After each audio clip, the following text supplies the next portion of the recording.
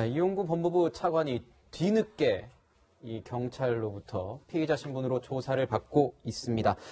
검찰 인사위에서 이제 심의 결과가 발표되고 이 차관이 사의를 표명하고 이렇게 하고 있는 상황인데 어떻게 보십니까? 오늘 이렇게 뒤늦게 부른 거에 대해서 변호사님께서는. 사실 이제 더 이상 미룰 수가 없어요. 원래 사건을 이렇게 오래 끌면 이 부분에 대해서 이제 수사 규칙에 어긋나는 게 있거든요. 그래서 이 부분도 그렇고 또 사의를 표명한 게 먼저인지 아니면 이제 소환 일자가 잡힌지 건지 모르겠지만 이 부분 정권에도 너무 부담이 돼요. 그래서 네. 아마 공무원 공직자 신분으로서는 이용구 차관도 저는 진작에 사의를 표명했어야 되지 않나 싶어요. 그래서 이런 부분에 이 부담도 덜어주겠다. 왜냐하면 지금 법무부 장관은 패스트 트랙 때문에 어쩔 수 없이 재판 받으러 다니시잖아요. 근데 법무부의 장관도 차관도 다 재판 받으러 다니면 가서 판사한테 아니 이날은 장관님이 재판을 받으시니까 저한테는 이날 재판 받으러 오라고 하시면 안 됩니다. 이러고 있어야 되는 건 정말 너무 우리가 슬픈 일 아니에요. 그리고 직업이 뭡니까? 법무부 장관으로 바뀌셨죠. 이랬다는데 이제 차관 가서 직업이 뭡니까? 법무부 차관입니다. 그리고 법무부 차관은요.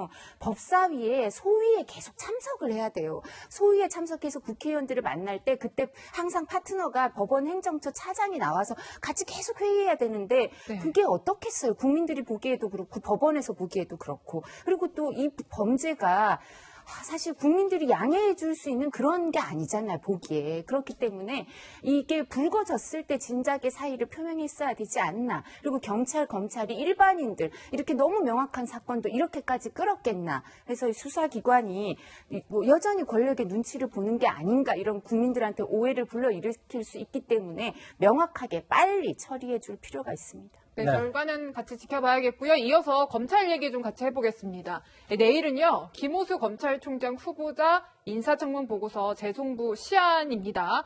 교수님, 지금 여야 신경전은 계속 이어지고 있습니다만 이르면 이번 주에 결국에는 그냥 임명이 될 것이다 이런 전망들이 많아요. 저는 바로 임명될 거라고 바로요. 생각합니다. 그러니까 청문회 선상에서 우리가 이제 그날 봤지만 사실은 김호수 후보를 검증한 것보다는 서로 청문위원들끼리 서로 말다툼을 하고 오히려 윤석열 전 총장, 조국 전 장관의 얘기로 사실은 모든 시간들을 다 할애했거든요. 그리고 네. 나중에는 청문위원들끼리 말다툼 끝에 결국엔 파행이 되고 그리고 나서 지금 하루를 더 열어달라고 그런 청문회를 다시 한번 보여주려고 한다는 것은 국민들에게 도리가 아니라고 생각을 해요. 그래서 지금 그리고 검찰총장이 지금 3개월째 공석이 돼 있거든요. 네. 네. 체제이기 때문에 검찰이 마비가 되는 건 아니지만 사실상 정상화가 빨리 필요합니다.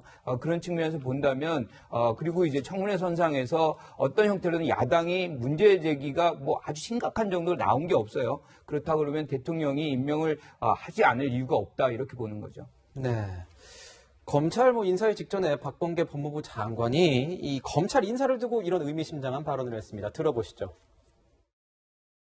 인사 적체가 좀 있습니다. 그런 측면에서 특히 이제 보직제와 관련해서 여러 어려움들이 있기 때문에 전반적으로 검토를 좀 해야 될 때가 온 것 같아요.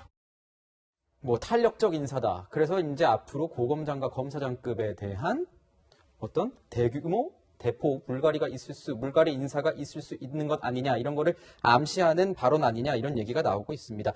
고검장들 특히 고검장들 입장에서는 이거 좀 좌천될 수 있는 것 아니겠느냐 이런 얘기가 검찰 내부에서 좀 얘기가 나오는 것 같습니다. 어느 정권에서도 이런 인사는 한 적이 없죠. 고검장을 검사장으로 강등시키는 수준의 인사는. 검찰 출신의 이 김종민 변호사 본인이 SNS에 올린 글에 의하면 독재 정권에서도 감히 시도를 못하던 인사라고 합니다. 군으로 따지면 사성 장군 갑자기 삼성 장군 만드는 셈입니다. 이런 식으로 조직을 흔들어버리면 어느 검사가 살아있는 권력에 대항해서 수사를 할 수 있겠습니까? 이 전국 고검장 회의에서 사실 이 추미애 전 장관의 윤석열 전 총장 징계 국면 당시 징계가 부당하다, 징계를 미뤄달라 이런 성명을 낸 적이 있죠. 고검장들이 모아서 그럼요. 성명을 네. 낸 적이 있죠. 그 부분에 대한 우리 편 아닌 고검장들에 대한 길들이기 수순 인사라고 보는 게 타당한 것 같고요. 그리고 또 한 가지 인사 적체가 심하다고 하는데 보통 이 고위검사 인사는 1년에 한 번 했습니다만 추미애 전 장관 때는 6개월에 한 번씩 했습니다. 그러면서 추 전 장관 임기 1년 동안 전국에 있는 부장검사 이상급 고위직 650명 중에 100명 이상이 사표를 냈다고 합니다. 아마 1년 동안 가장 많은 부장검사급 이상이 사표를 낸 해가 바로 지난해 2020년이었을 겁니다. 그렇기 때문에 이미 많은 수가 사표를 내서 인사 적체가 심하지도 않다는 게 대다수 현장 검사들의 목소리입니다. 네. 그런데 박범계 장관이 인사 적체를 이유로 직제 개편까지 운운하고 나선 것은 이참에 김호수 총장 임명과 동시에 고위 검사들 대부분을 친정부 검사, 정권과 좀 강하게 어떤 유대감이 있는 검사들로 바꾸면서 남은 1년 동안 문재인 정부 살아있는 권력 수사를 막겠다는 그런 의지가 있는 것이 아니냐. 야당과 언론에서는 그렇게 많이 보고 비판을 하고 있는 것 같고요. 그렇지 않다면 지금 뭐 심재철 남부지검장의 중앙지검장 임명설 등등 여러 설이 나오고 있는데 네. 이런 과도하게 편향된 언론에서 지적하는 인사가 아니라 누가 봐도 살아있는 권력 잘 수사하고 있는 이런 검사들에게도 중앙에서 좀 중용될 수 있는 그런 공정한 골고루 좀 탕평책의 인사를 펼쳐야만 이런 논란을 불식시킬 수 있다고 생각합니다. 네, 뭐 평론가님이 앞서서도 많은 사표들이 줄줄이 있었다라고 해주셨는데 이제 조상철 고검장도 박 장관의 인사적체 발언 이후에 사표를 또 냈고요. 내부 분위기도 다소 뒤숭숭한 것 같습니다. 내부 이제 현직 부장검사가 올린 글을 한번 좀 같이 보시면요, 이렇게 남겼어요. 지금 뭐 검사장들도 검사장 된 지 1년에서 3년밖에 안 됐는데 도대체 무슨 인사적체가 있다는 건지 이해하기 어렵다. 그러면서 말 안 듣고 사표도 안 내는 고검장들 쫓아내기 아니냐 이렇게 강하게 비판하는 글을 올렸더라고요. 변호사님, 이 법조계 분위기 어떻습니까? 저는 조상철 서울고검장 사표 내고요. 이제 장영수 대구고검장 사표 냈는데 이분들 무책임하다고 생각합니다. 무책임하다. 왜냐하면요.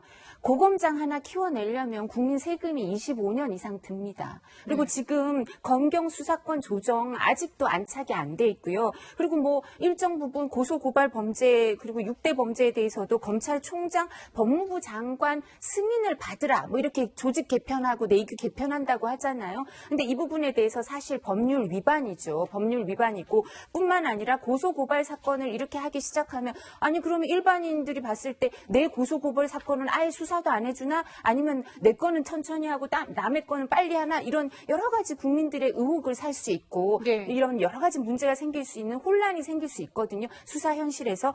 그렇다면 이럴 때 고검장들이 자신들이 가진 수사 경험, 경륜으로 혼란을 해결해 주는데 검찰총장 법무부 장관한테 직을 걸고 직원도 하고 네. 그다음에 아래 조직도 다독거리고 이래야 되는데 왜 그만둡니까? 버텨야죠. 버텨야 된다는 표현이 아니라 국민들한테 봉사를 해야죠. 버틴다는 표현이 맞지 않고요. 저는 본인들이 지금까지 국민 세금 받고 이만큼 경륜을 쌓아온 만큼 국민들한테 봉사할 의무가 있다고 생각합니다. 네. 부산고검 차장으로 가라 그러거나 어디 뭐 연구위원으로 가라고 하면 모멸감이 느껴지고 자괴감이 느껴질 수도 있죠. 그건 개인 감정입니다. 그래서 네. 이런 부분에 대해서 본분에 충실해야 된다 이렇게 네. 생각을 하고 네. 그다음에 이 부분에 대해서 검사들은 모두 국민들한테 세금을 받는 공직이기 때문에 함부로 그만둘 필요도 없고 그만둬서도 안 된다고 생각합니다. 네, 이런 가운데 좀 궁금한 건 이런 것도 있습니다. 이성윤 지검장 어떻게 될 것이냐. 뭐 또 피고인 신분이긴 한데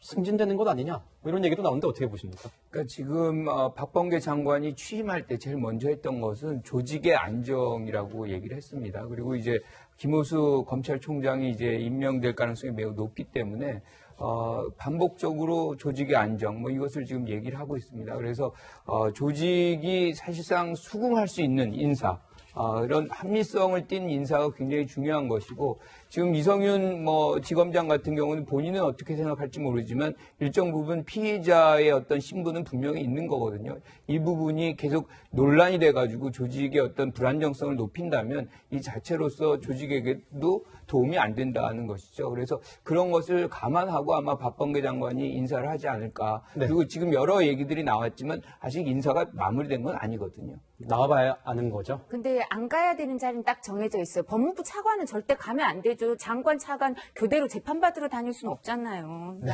차관으로 임명은 발령을 안 내시죠. 넘어가겠습니다. 네. 네. 네, 최근에 이제 검찰 수사 상황 관련해서 좀 이야기를 이어가 보면요.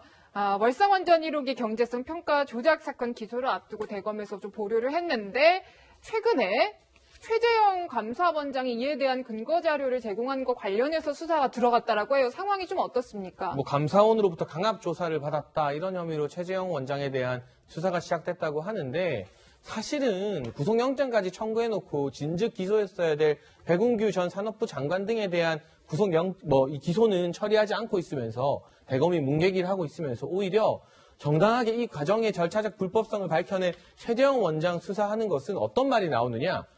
또다시 이 정부에서 새로운 대선 주자를 지금 키워주고 있다.